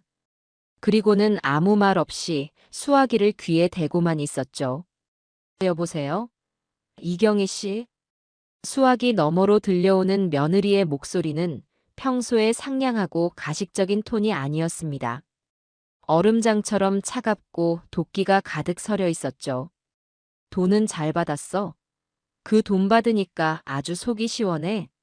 평생 자식 등골 빼먹고 산 걸로도 모자라서 이제는 아들 인생까지 아주 거덜내니까 행복하냐고. 주민은 악에 받쳐 소리쳤습니다. 저는 대답하지 않았습니다. 제 침묵에 더욱 화가 났는지 며느리는 더욱 거친 말들을 쏟아내기 시작했습니다. 당신이 그러고도 엄마야? 어떻게 자식 앞길을 이렇게 막을 수가 있어? 당신 때문에 태평 씨랑 내 인생은 이제 끝났어. 당신은 평생 혼자 외롭게 살다가 아무도 모르게 쓸쓸하게 죽어갈 거야. 저주할 거야. 평생 당신을 저주할 거라고. 저주에 가까운 악담이 제 귀를 파고들었지만 이상하게도 제 마음은 잔잔한 호수처럼 고요했습니다. 예전 같았으면 가슴이 찢어지고 피눈물이 났을 텐데. 이제는 그저 다른 세상의 이야기를 듣는 것처럼 무감각하기만 했어요. 며느리가 한참을 더 악을 쓰다 숨이 넘어갈 듯 헐떡일 때쯤 저는 조용히 입을 열었습니다. 제 생애 가장 차갑고 가장 낮은 목소리였습니다. 너가 그 더러운 돈이 가득한 욕조에서 목욕하며 행복해하던 그 돈. 그거 네 시어미가 평생 흘린 피눈물이란다. 제 말을 끝으로 저는 미련 없이 통화 종료 버튼을 눌렀습니다. 그리고는 곧장 그 번호를 차단해버렸죠. 다시는 저 여자의 목소리를 들을 일은 없을 겁니다. 그로부터 며칠 뒤 초저녁이었습니다. 누군가 현관문을 두드렸습니다. 저는 인터폰 화면을 확인하고는 심장이 덜컥 내려앉는 기분이었습니다. 화면 속에는 며칠 사이에 10년은 늙어버린 듯한 아들 태평이가 초점 없는 눈으로 서 있었기 때문입니다. 저는 문을 열어주지 않았습니다. 그러자 아들은 문을 부술 것처럼 두드리며 울부짖기 시작했습니다. 어머니, 저예요, 태평이에요. 문 좀 열어주세요, 어머니. 제가 잘못했어요. 제가 정말 죽일 놈이에요. 어머니 얼굴 보고 용서를 빌게 제발 문 좀 한 번만 열어주세요.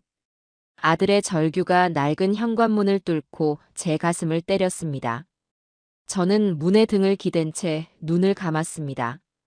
아들의 목소리는 제게 더 이상 연민의 대상이 아니었어요. 그저 끔찍했던 과거를 떠올리게 하는 소음에 불과했습니다. 저는 문에 달린 작은 체인만 걸어둔 채 아주 조금 문을 열었습니다. 좁은 틈새로 눈물 콧물로 범벅이 된 아들의 얼굴이 보였습니다. 어머니, 돌아가라. 저는 아들의 말을 잘랐습니다. 그리고 다시는 찾아오지 마라. 다음에 또 찾아오면 그때는 접근 금지 명령 위반으로 경찰에 신고할 거다. 내게 해줄 수 있는 내 마지막 배려이니 알아서 처신하거라. 어머니, 제발. 제가 어떻게 어머니를 안 보고 살아요? 제가 진짜 아들이잖아요. 내 아들은 죽었다. 내 기억 속에 내 아들은 어미를 위해 눈물 흘릴 줄 알고 감사할 줄 아는 아이였어. 너처럼 어미의 등 뒤에 칼을 꽂는 악마가 아니라. 그러니 돌아가. 더는 내 앞에서 내 더러운 눈물을 보이지 마라. 저는 그 말을 끝으로 아들의 절규를 등 뒤로 한 채 문을 닫았습니다. 그리고는 현관의 모든 잠금 장치를 걸어 잠갔습니다. 문 밖에서 한참을 더 울부짖던 아들의 소리는 이웃의 신고를 받고 출동한 경찰에 의해 멈췄습니다. 그날 이후 정말로 제 아들은 제 인생에서 완벽하게 사라졌습니다. 시간이 흘러 민석이를 통해 아들 내외의 소식을 간간히 전해 들었습니다. 그들이 살던 호화로운 아파트는 은행 빚을 갚지 못해 경매로 넘어갔고 페이퍼 컴퍼니는 결국 국세청의 강도 높은 세무조사를 받고 문을 닫았다고 했습니다. 며느리 주민은 아들을 원망하며 이혼 서류를 던지고 집을 나갔고 아들 태평이는 모든 것을 잃고 신용불량자가 되어 PC방을 전전하며 지낸다는 소식이 제가 들은 그들의 마지막 근황이었습니다. 그들의 몰락 소식에도 제 마음은 조금도 동요하지 않았습니다. 그저 인과응보라는 낡은 사자성어 하나만을 떠올릴 뿐이었죠. 저는 이제 제 자신의 삶을 정리하고 새로운 시작을 준비해야 했습니다. 저는 평생을 살아온 이 낡은 집을 처분하기로 마음먹었습니다. 집안 곳곳에 아들과의 추억이 먼지처럼 쌓여 있었고 저는 그 모든 것으로부터 자유로워지고 싶었어요. 짐을 정리하던 날이었습니다. 장롱 깊숙한 곳에서 빛바랜 낡은 앨범 하나를 발견했습니다. 앨범을 펼치자 갓난아기인 태평이를 품에 안고 세상 가장 행복한 미소를 짓고 있는 제 젊은 날의 모습이 보였습니다. 뒤이어 유치원 입학식에서 제 손을 꼭 잡고 있던 아들의 모습, 초등학교 운동회에서 씩씩하게 달리던 아들의 모습, 대학 합격 통지서를 받고 저와 부둥켜 안고 울던 아들의 모습이 차례로 나타났습니다. 사진 속의 우리는 정말로 행복해 보였습니다. 저는 그 앨범을 들고 마당으로 나갔습니다. 그리고는 낡은 양철 대야 안에 앨범을 넣고 기름을 부었습니다. 성냥을 그어 불을 붙이자 화르륵 하는 소리와 함께 사진들이 타오르기 시작했습니다. 행복했던 우리의 모습이, 즐거웠던 추억들이 검은 재가 되어 바람에 흩날렸습니다. 저는 눈물 한 방울 흘리지 않고 그 모든 것이 사라질 때까지 묵묵히 지켜보았습니다. 사진 속의 젊은 어머니 이경희도, 사랑스러웠던 아들 김태평도 오늘 이 불길 속에서 함께 죽었습니다. 이제 저는 오직 저 자신만을 위한 새로운 인생을 살아갈 겁니다. 그 누구의 어머니도 아닌 오롯한 인간 이경희로서 말입니다. 낡은 집을 처분하고 새로운 보금자리로 이사하던 날, 하늘은 거짓말처럼 맑고 푸르렀습니다. 제가 새로 이사 온 곳은 도시의 소음으로부터 멀리 떨어진 바닷가의 작은 아파트였어요. 거실 창문을 열면 시원한 바닷바람과 함께 짭조름한 바다 내음이 밀려 들어왔고, 눈앞에는 끝없이 펼쳐진 수평선이 그림처럼 걸려 있었습니다. 제 힘으로 오직 저를 위해 마련한 생애 첫 집이었습니다. 이사 첫날, 저는 짐도 풀지 않고 텅 빈 거실 한가운데에 한참을 서 있었습니다. 따스한 햇살이 제 온몸을 감싸는 기분이었죠. 지난 몇 달간 저를 짓눌렀던 무거운 갑옷을 벗어던지고 다시 태어난 기분이었습니다. 저는 모든 창문을 활짝 열었습니다. 낡은 집의 퀴퀴한 냄새 대신 새로운 희망의 공기를 가슴 가득 들이마시고 싶었기 때문입니다. 혼자만의 생활은 처음에는 조금 어색하고 낯설었습니다. 평생을 누군가를 위해 밥을 하고 누군가를 위해 집을 치우며 살아왔으니까요. 하지만 그 낯설문 이내 자유로움과 해방감으로 바뀌어 갔습니다. 제가 먹고 싶을 때 밥을 먹고 자고 싶을 때 잠을 잤습니다. 누구의 눈치도 볼 필요가 없었고 누구를 위해 희생할 필요도 없었죠. 저는 오롯이 저 자신에게만 집중하기 시작했습니다. 그러던 어느 날 아파트 게시판에 붙어있는 문화센터 수강생 모집 공고를 보게 되었습니다. 수채화, 서예, 댄스 스포츠. 여러 강좌 중에 유독 초보 유화 그리기라는 문구가 제 눈에 들어왔습니다. 젊었을 적 저는 화가가 되는 것이 꿈이었어요. 하지만 팍팍한 살림에 그림은 제게 허락되지 않은 사치였습니다. 저는 잠시 망설이다가 저도 모르게 문화센터로 향하는 제 자신을 발견했습니다. 첫 수업날, 저는 하얀 캠퍼스와 여러 가지 색깔의 물감들 앞에서 한참을 망설였습니다. 무엇을 그려야 할지, 어디서부터 시작해야 할지 막막했기 때문이죠. 그때 저를 가르치는 젊은 여자 선생님이 다가와 제 어깨를 두드리며 말했습니다. 어머님, 너무 어렵게 생각하지 마세요. 그냥 지금 어머님 마음속에 떠오르는 색깔을 아무거나 캔버스에 칠해보세요. 정답은 없어요. 선생님의 말에 저는 용기를 내어 파란색 물감을 집어들었습니다.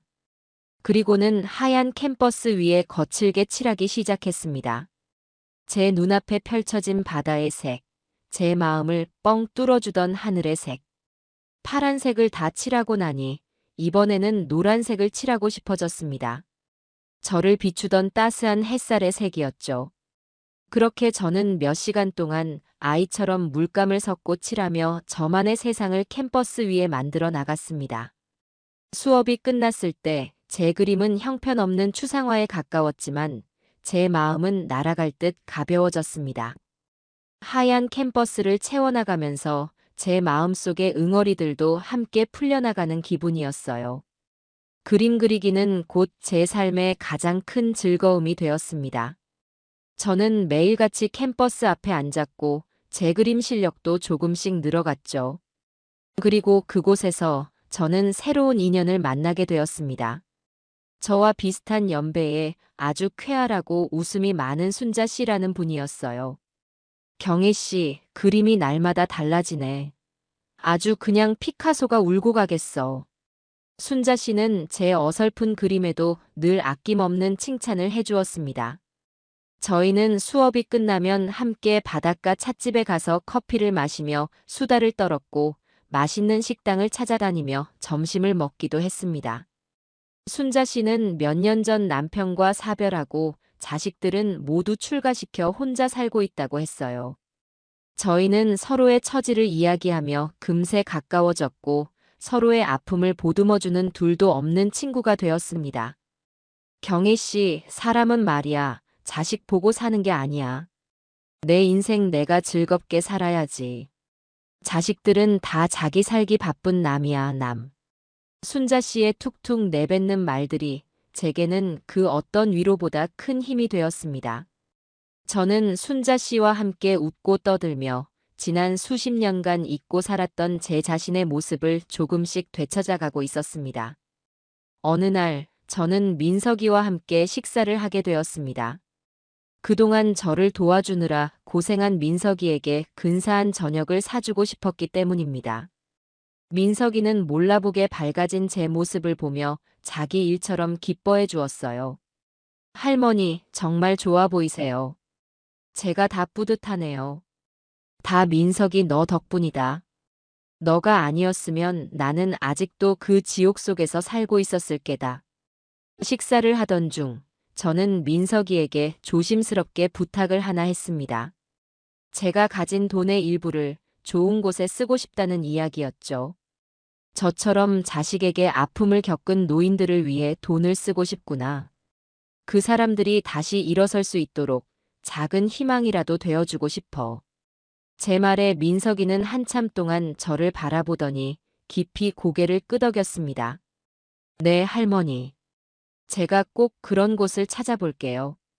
할머니의 그 따뜻한 마음이 꼭 필요한 곳에 전달될 수 있도록요. 며칠 뒤 민석이는 한 비영리 단체를 소개해 주었습니다. 가족에게 금융 사기를 당한 노인들에게 법률 지원과 심리 상담을 해주는 곳이었죠. 저는 그곳에 제 이름을 밝히지 않고 거액의 돈을 기부했습니다. 돈을 보내고 나니 제 마음이 그 어떤 때보다도 풍요로워지는 것을 느꼈습니다.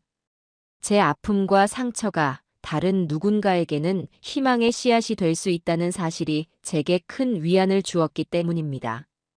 저는 더 이상 과거에 얽매여 사는 피해자가 아니었습니다. 제 아픔을 딛고 일어나 다른 사람의 아픔까지 보듬을 수 있는 단단하고 강인한 사람으로 다시 태어나고 있었습니다. 제 인생의 두 번째 장은 그렇게 조용하지만 아름답게 시작되고 있었습니다. 시간은 유수와 같다는 말이 있습니다. 제 인생을 송두리째 핥히고 지나갔던 그 끔찍한 폭풍우가 멎고 어느새 두 번의 가을이 제 곁을 스쳐 지나갔습니다. 저는 이제 아침에 눈을 뜰 때마다 어둠 속에서 불안에 떠는 대신 창문으로 쏟아져 들어오는 눈부신 햇살을 보며 미소 짓는 사람이 되었어요. 오늘도 제게 주어진 소중한 하루를 어떤 색깔로 채워나갈까 하는 설렘으로 가슴이 부풀어 오르는 그런 평범하고도 감사한 일상을 살게 된 겁니다. 제 얼굴에서는 오랜 세월 저를 짓눌렀던 수심의 그늘이 깨끗이 걷혔고 그 자리에는 제 친구 순자 씨의 말처럼 소녀 같은 웃음이 말을 날 없이 피어나기 시작했습니다. 이제 제 삶에는 저만의 규칙과 즐거움이 생겼습니다. 오전에 그림을 그리고 점심에는 순자 씨와 함께 동네 맛집을 찾아다니거나 바닷가를 산책했죠. 오후에는 새로 생긴 취미인 정원을 가꾸거나 조용한 찻집에 앉아 책을 읽었습니다. 저녁에는 좋아하는 음악을 틀어놓고 저를 위한 근사한 저녁상을 차렸어요. 평생을 누군가를 위해 밥을 짓고 설거지를 했는데 오직 저 한 사람을 위해 요리하는 즐거움이 이토록 클 줄은 예전엔 미처 몰랐습니다. 그러던 어느 날 제가 다니는 문화센터에서 작은 전시회를 열게 되었습니다. 1년 동안 갈고 닦은 회원들의 작품을 모아 동네 주민들에게 선보이는 소박한 자리였죠. 선생님은 제게도 그림 한 점을 출품해달라고 권유했지만 저는 손사래를 치며 거절했습니다. 아이, 선생님도 제가 그린 걸 어디다 내놓는다고 그러세요. 저는 그냥 제 재미로 그리는 건데요, 뭘.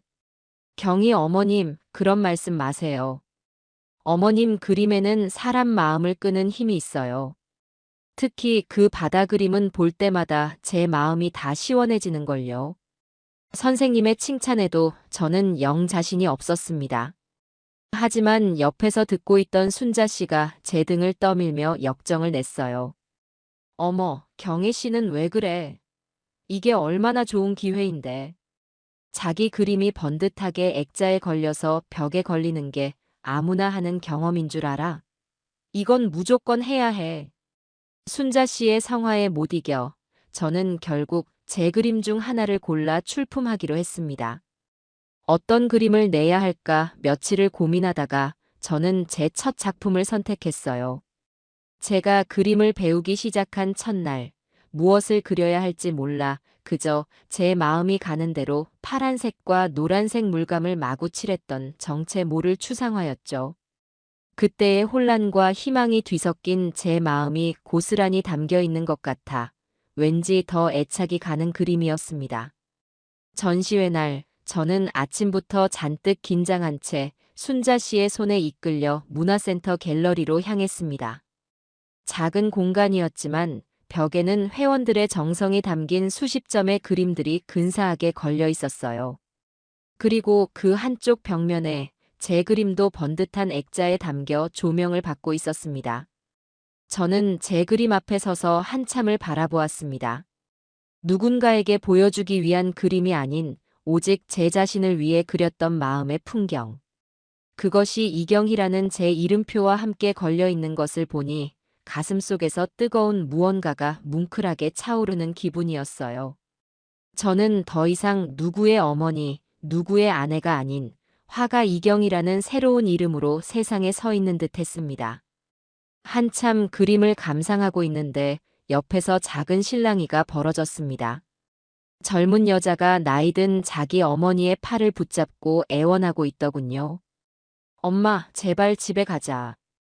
여기서 이러면 어떡해. 싫다.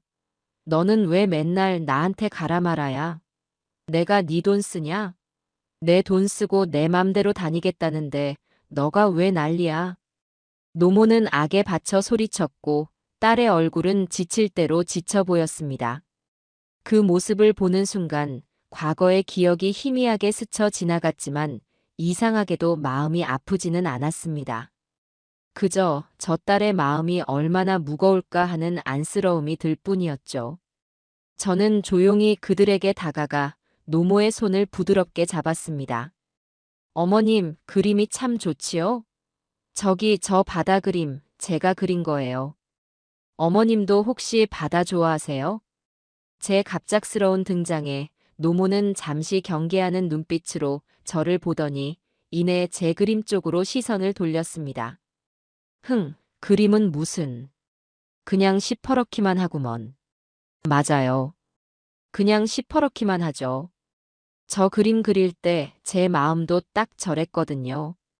속이 아주 시퍼렇게 멍들어 있었는데 저렇게 그리고 나니 조금 시원해지더라고요. 제 말에 노모는 아무 대답 없이 제 그림만 빤히 바라보았습니다. 저는 그런 노모의 어깨를 가볍게 두드려주고는 딸에게 눈짓을 보내며 자리를 비켜주었습니다. 잠시 후 노모는 언제 소리를 질렀냐는 듯 딸의 부축을 받으며 조용히 전시회장을 빠져나갔습니다.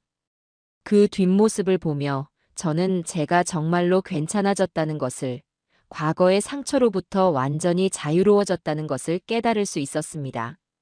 그렇게 마음이 훈훈해진 채로 집에 돌아와 우편함을 열었는데 그 안에 낯익은 글씨체의 편지 한 통이 들어 있었습니다. 제게는 이제 친아들보다 더 든든하고 살가운 이름, 최민석 석자가 적혀 있었죠. 저는 보물을 발견한 사람처럼 편지를 품에 안고 집으로 올라왔습니다. 그리고는 가장 아끼는 찻잔에 향긋한 국화차를 우려 창가 자리에 편안하게 앉아 조심스럽게 편지를 개봉했습니다. 민석이의 단정하고 힘있는 글씨가 따뜻한 가을 햇살 아래서 반짝이는 듯 했습니다. 할머니, 안녕하세요. 민석입니다. 쌀쌀해지는데 감기 조심하고 잘 지내고 계시지요? 저는 할머니 덕분에 하루하루 아주 의미 있고 보람차게 잘 지내고 있습니다. 편지는 늘 그렇듯 따뜻한 안부 인사로 시작되었습니다. 민석이는 이제 제게 일주일에 한두 번은 꼭 전화를 걸어 안부를 묻고 한 달에 한 번은 꼭 찾아와 함께 식사를 하는 진짜 가족 같은 존재가 되어 있었죠. 얼마 전에 제가 사무실에서 처음으로 맡았던 사건이 드디어 끝났습니다. 아들에게 전 재산을 빼앗기고 작은 단칸방에서 홀로 지내시던 할아버지셨어요.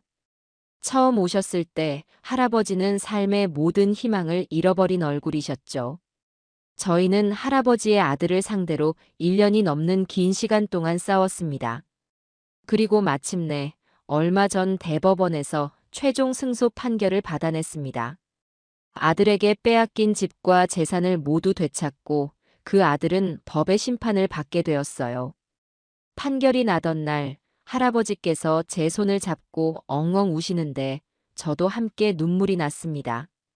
예전에 다니던 대기업 법무팀에서 수백억짜리 계약을 성사시켰을 때보다 지금 이 순간이 제 인생에서 가장 보람되고 행복한 순간이라는 것을 깨달았습니다. 저는 저도 모르게 눈시울이 뜨거워지는 것을 느꼈습니다. 민석이가 걷고 있는 그 길이 얼마나 고되고 힘든 길인지 알기에 그가 느끼는 보람의 무게가 고스란히 제게도 전달되는 듯 했습니다. 이 모든 것이 할머니 덕분입니다. 만약 제가 할머니를 만나지 못했다면 저는 아마 아직도 영혼 없는 서류 더미에 파묻혀 돈만 좇으며 살고 있었을 겁니다. 할머니의 용기와 강인함이 제게 돈보다 더 소중한 가치가 무엇인지 가르쳐 주셨습니다. 제 인생의 방향을 올바른 곳으로 이끌어 주신 분은 바로 할머니입니다. 그러니 할머니, 이제는 더 이상 아파하지 마시고 지난 일에 대해 죄책감도 갖지 마세요. 할머니는 그저 할머니 자신을 지켜내셨을 뿐만 아니라 저와 그리고 앞으로 제가 만나게 될 수많은 분들의 인생까지 구하신 겁니다. 그러니 부디 세상에서 가장 행복하셔야만 합니다. 제 마음속에 진짜 어머니, 이경희 할머니. 늘 건강하세요. 할머니께서 좋아하시는 가을 전어가 요즘 제철이랍니다. 조만간 가장 맛있는 놈으로 사들고 찾아뵙겠습니다. 아들 같은 민석 올림. 저는 편지를 가슴에 품고 소리내어 울었습니다. 하지만 그 눈물은 더 이상 슬픔이나 분노의 눈물이 아니었어요. 감사와 감동, 그리고 제 자신에 대한 깊은 대견함이 뒤섞인 따뜻하고 정화되는 눈물이었습니다. 저는 제게 진짜 아들이 생겼다는 것을, 제 상처가 누군가에게는 희망의 증거가 되었다는 것을 비로소 온 마음으로 실감할 수 있었습니다. 그날 밤 저는 욕실로 들어가 아주 오랜만에 욕조의 따뜻한 물을 받기 시작했습니다. 이사 온 뒤로 한 번도 사용하지 않았던, 그래서 먼지가 뽀얗게 쌓여있기까지 한 욕조였어요. 어쩌면 제 무의식 속에 욕조라는 공간에 대한 깊은 트라우마가 낙인처럼 남아있었는지도 모릅니다. 하지만 오늘만큼은 그 지긋지긋한 트라우마를 깨끗하게 씻어내고 싶었습니다. 민석이의 편지가 제게 마지막 남은 용기를 주었기 때문입니다. 저는 욕조를 깨끗이 닦고 며칠 전 순자 씨에게 선물 받은 향기로운 장미 임욕제를 아낌없이 물에 풀었습니다. 순식간에 욕실 안에는 향긋하고 따뜻한 증기가 몽글몽글 피어올랐죠. 저는 조심스럽게 욕조 안으로 몸을 담갔습니다. 따뜻한 물이 제 온몸의 근육과 마음을 부드럽게 감싸는 순간, 저도 모르게 깊은 탄식이 흘러나왔습니다. 그리고 눈을 감자 제 머릿속에 두 개의 욕조가 선명하게 떠올랐습니다. 더러운 탐욕과 차가운 거짓으로 가득 차 있던 아들 네 집의 욕조. 그 안에서 발견했던 돈다발의 서늘한 감촉과 제 아들의 얼굴에 떠올랐던 짐승 같은 공포. 그리고 지금 장미 향기와 따뜻한 온기로 저의 모든 상처를 위로하는 저의 새로운 욕조. 그 두 개의 욕조가 제 머릿속에서 천천히 겹쳐지며 저는 비로소 진정한 깨달음을 얻었습니다. 진정한 복수는 저들을 파멸시키고 불행의 나락으로 떨어뜨리는 것이 아니라는 사실을요. 물론 그들이 자신들의 죄에 대한 대가를 받는 것은 당연한 인과응보입니다. 하지만 그것이 제 행복의 목적이 되어서는 안 되는 것이었어요. 진정한 복수는 그들이 더 이상 제 인생에 먼지 한 톨만큼의 영향도 미치지 못하게 되는 것. 그들의 이름 석자조차 제 기억 속에서 희미해지고 제가 온전히 제 삶의 주인이 되어 매 순간을 웃고 사랑하고 행복하게 살아가는 것. 그것이야말로 세상에서 가장 완벽하고 가장 통쾌하며 가장 우아한 복수라는 것을 말입니다. 저는 물속에서 조용히 그리고 환하게 웃었습니다. 제 마음 가장 깊은 곳에 박혀있던 마지막 응어리마저 이 따뜻한 물에 모두 녹아내려 흔적도 없이 사라지는 기분이었습니다. 다음 날 아침, 저는 순자 씨와 함께 늘 가던 바닷가로 그림을 그리러 나갔습니다. 눈부신 가을 햇살 아래 바다는 수억 개의 다이아몬드를 쏟아부은 듯 찬란하게 반짝이고 있었죠. 저희는 나란히 이제를 펴고 앉아 말없이 캠퍼스의 그 평화로운 풍경을 담기 시작했습니다. 그림을 그리던 순자 씨가 문득 붓을 놓고 저를 보며 말했습니다. 경혜 씨, 그거 알아? 요즘 경혜 씨 웃는 모습 보면 나까지 덩달아 기분이 좋아져. 꼭 평생 힘든 일 하나도 안 겪고 온실 속 화초처럼 곱게만 자란 사람 같아. 저는 순자 씨를 보며 장난스럽게 눈을 흘기고는 환하게 웃었습니다. 그리고는 제 눈앞에 펼쳐진 눈부시게 아름다운 수평선을 바라보며 마음속으로 대답했습니다. 아니, 순자 씨. 나는 내 인생의 그 어떤 폭풍우보다 더 거센 비바람을 온몸으로 맞았기에 지금 내리쬐는 이 햇살이 얼마나 따뜻하고 소중한지 알 수 있는 거야. 가장 깊은 어둠을 헤매어 보았기에 지금 이 아침의 빛이 얼마나 찬란한지 느낄 수 있는 거라고. 그때 제 휴대폰이 경쾌하게 울렸습니다. 민석이에게서 온 문자였죠. 할머니, 오늘 날씨 정말 좋네요. 주말에 약속 잊지 않으셨죠? 제가 세상에서 제일 맛있는 가을 전어 사드릴게요. 저는 미소를 머금고 답장을 보냈습니다. 그래, 목 빠지게 기다리고 있으마. 문자를 보내고 나니 제 입가에 또다시 행복한 웃음이 번졌습니다. 저는 다시 붓을 들었습니다. 제 캠퍼스에는 이제 더 이상 어둡고 차가운 색은 없었습니다.